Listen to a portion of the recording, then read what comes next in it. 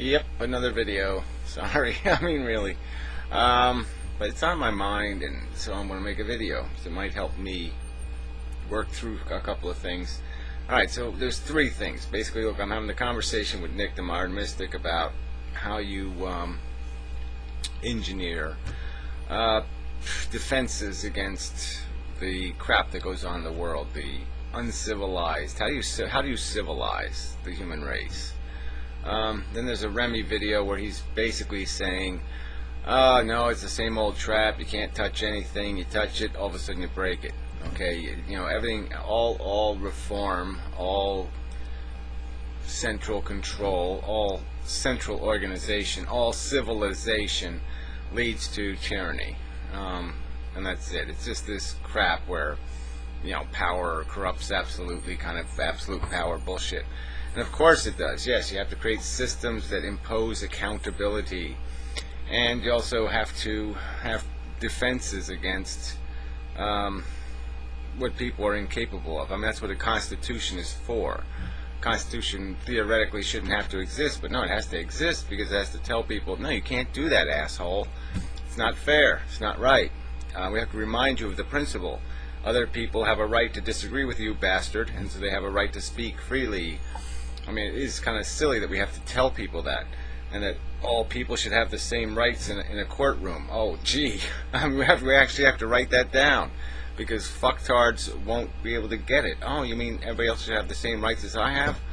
Oh, yeah, well, that sort of makes sense, but, you know, I don't like it because, you know, I want to take advantage. And it's just, you know, we shouldn't even have to talk about this. So this is where it gets like, you know, they make it too simple. They just say, oh no, because we have to talk about this and engineer it, and you know it's a little complicated. No, can't do it. And that, I mean, that's why it gets broken. It's because it's no one will do the work. All right, and the other extreme is this Professor Anton. So I'm going to play part of his video because I think he's just so irritating with this love affair with his bullshit language crap. And it's so corrosive, so destructive for people to use vocabulary that doesn't have any meaning, doesn't have any definition. It just, I mean, it's an excuse for argument. It's an excuse for divisiveness. It just gets in the way of communication so badly. It so destroys. It's like on the Khrushchev line, you know, we're going to bury you. I mean, yeah, he's using a metaphor. Like, yes, you know, over time we will see you die. We will see capitalism fall. And that's what he was saying. But of course, people interpret it as he's going to drive his tank over us and bury us. I mean, they took it as an aggressive statement. And so it's just this, how words get manipulated is so important. It's more important than what you're saying most of the time, is how it's being understood. And so if you're going to sit there and aggrandize vocabulary, especially obscure vocabulary, as being something really useful, you're going to have to do it so damn carefully. And you don't give a fuck about caution or care. You throw out words all the fucking spirituality, mind. What the, you have definitions for these words, do you? Or you have definitions that are consistent with what might be called the general understanding or the audience's understanding? Who the fuck are you talking to? And what's the fucking point of talking if what you're saying isn't being understood? I mean, that's just as silly a notion as there could be. So anyway, I'll start in the middle of his video. There's no mess afterward. The amount of digital trash. A little further, around 6-7 minutes or so. You awoke at dawn and had breakfast together and shared in solidarity as we anticipated the battle awaiting us. And I thought of you at all points, and the glow in the sunset. It reflected your radiance. Blah blah blah. I mean, it was okay. So he's talking about how beautiful letters from the Civil War were, and now he's going to talk about letters from Desert Storm. And these were just general people out in the street. These weren't your average, these were not professor types. These were not intellectual types. These were just guys in the army. The letters home from the Gulf War. these letters, again, some of them were beautiful, don't get me wrong, but I've seen things on it. There's been really reports on it, on the decay of the meaning of letters. But yeah, some of the letters home from the Gulf War were like, shit, man, it is hot. I mean, really hot. And, yeah, this sucks. And, what the hell? Hope we're home soon. Miss you. So he's doing this patronizing laugh, like somehow there's something substantively lacking because people don't sit there and play these poetic bullshit games. So it means so much more if we go through the whole Romeo and Juliet bullshit and we don't just say, hey baby, I want to fuck your brains out. So he's going to make some distinctions and say, ah yes, direct is no good. Let's all be indirect in how we talk and how we speak. The second point that's got to be made is the reason why letters survive from the Civil War is because they were great letters. Okay, the masses of letters don't survive. And number two, I mean, most of the people in the Civil War were not literate. They weren't writing goddamn fucking letters. Alright, so yeah, you're going to have people can type an email. Any moron can do that. So there'll be lots of inarticulate, emails home from the Gulf War. And that means nothing. I mean, it's a different pool you're picking from. And there's going to be a different percentages that are going to be, I have a few hours to sit here and wax poetic about how much I love you, dear sweet, whatever, blah, blah, blah.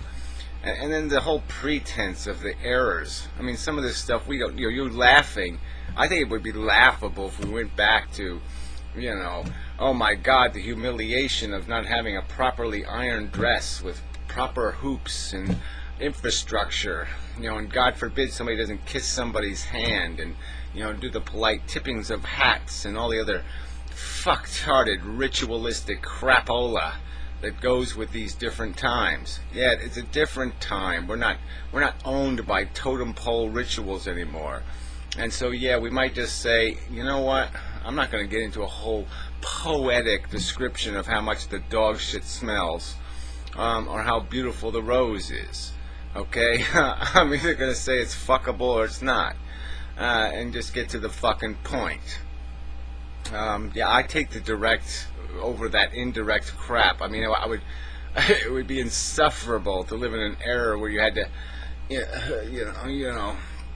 tailor every fucking word not to offend some institution. And that's all it came down to, some fucking traditional institution that you weren't allowed to offend with anything like a direct statement. So yeah, fuck you and that pretentious arrogance crap. So we'll play some more of his crap.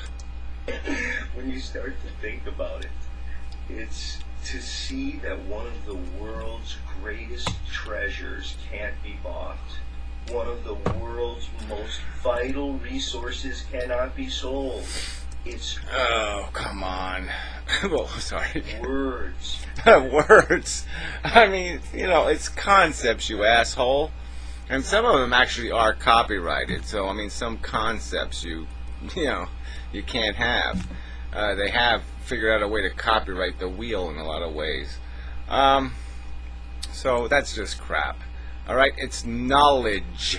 You're going to keep talking about these fucking useless prick words, this stupid language, this imperfect language with dopey words like mind and spirit and spontaneous, random. We got a ton of words that aren't worth a goddamn dime. Alright, they're shit for words. And you use all kinds of words like that. Your theology, theology, theology, blah, blah, blah, blah, blah, crap. You can't put together a direct, explicit statement. You don't say anything explicitly, directly, that isn't full of this word fudge. That's all it is. It's shit. Okay, all you do is play games with goddamn words to facilitate the confusion you wish to demonstrate exists. So you create it and then say, look at the confusion. And you created it, asshole, with your stupid undefined words. Words words are the most magic-making capacity you could create. The way that you could capacitate yourself, grow yourself. You want to grow self-worth wanting? Go find high-level vocabulary. No, don't do that. No, I'll give you the exact opposite advice. Go find regular words. Learn what real, regular, common language and find out what the words actually mean. Yes, that's a good idea. Have a solid foundation in basic fucking language. Be articulate in concepts. Be articulate in understanding how logic. Yeah, even study that. But don't play games with fucking words. Words are just placeholders for concepts. They're just goddamn symbols. This is all artsy fartsy bullshit. This has nothing to do with anything real. This just has to do with pretty music. Study them in real